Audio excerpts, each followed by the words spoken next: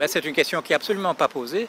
La question du rapport, du lien entre les revenus qui sont nécessaires pour acheter les objets qui sont créés et le travail. On tient pour acquis qu'il y aura toujours du travail et que la grande masse des gens ne gagnera pas, ne sera pas rétribuée par des gains du capital, mais par des gains du travail. Or, on ne veut pas poser cette question. Il suffit de voir la manière dont le problème a été posé dans le cas du pacte de responsabilité, c'est-à-dire on va dégager telle ou telle somme et on va demander aux entreprises de créer des emplois. Et alors, quand l'annonce avait été faite, j'avais fait moi un billet, c'est un billet qui est apparu dans Le Monde, j'ai dit il n'existe pas de mécanisme connu qui va transformer des allègements de charges, etc. pour les entreprises, qui va transformer ça en nouveau boulot. La seule structure qui existe, c'est une structure qui va prendre cet argent, la distribuer soit en dividendes, soit en salaire pour les grands dirigeants des entreprises. Et il s'est fait que quelques jours plus tard, 3 jours, 4 jours plus tard, M. Gattaz a exactement répété ça, a dit mais il n'y a pas de mécanisme qui nous permettrait de créer des emplois. Des emplois où les gens feraient quoi? La question n'est pas posée. Il y a une approche possible. Une approche possible, c'était celle des pays communistes, c'est-à-dire on va s'arranger d'une manière ou d'une autre pour que les gens travaillent.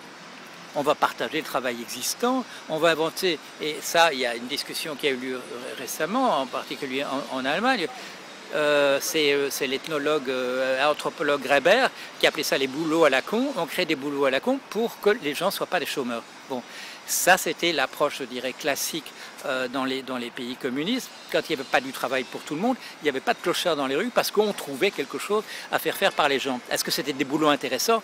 Pas nécessairement. Alors là, je dirais, il y a un mal et un bien qu'il faut compenser. L'alternative, c'est que, bon, ça c'est une proposition que je fais, c'est que, en fait j'y avais pensé et j'ai découvert après qu'elle avait été énoncée il y a très longtemps, dans les années 1810, par Sismondi, un philosophe suisse.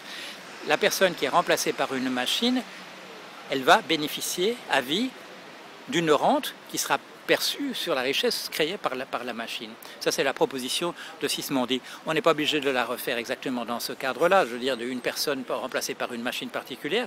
Ce qu'on peut faire, c'est qu'il y ait une caisse qui soit la caisse de la productivité de la machine et que cette caisse nous aide à produire quelque chose qui serait de l'ordre de ce qu'on appelle une allocation universelle, etc.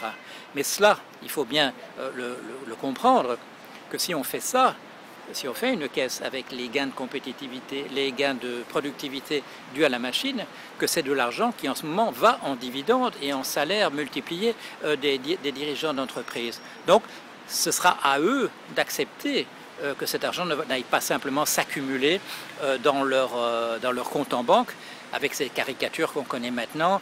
L'année passée, 85 personnes au monde gagnaient en 2013, 85 personnes au monde gagnaient autant que la moitié de l'humanité la plus pauvre, que 3,5 milliards de personnes. En une année, on est passé de 85 à 67, montrant à quel point la concentration se fait rapidement.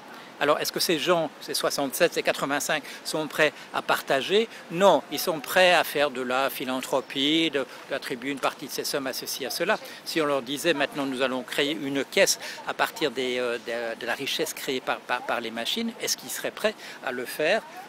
Je ne sais pas. Il faut lancer en tout cas la proposition et voir ce qui va se passer.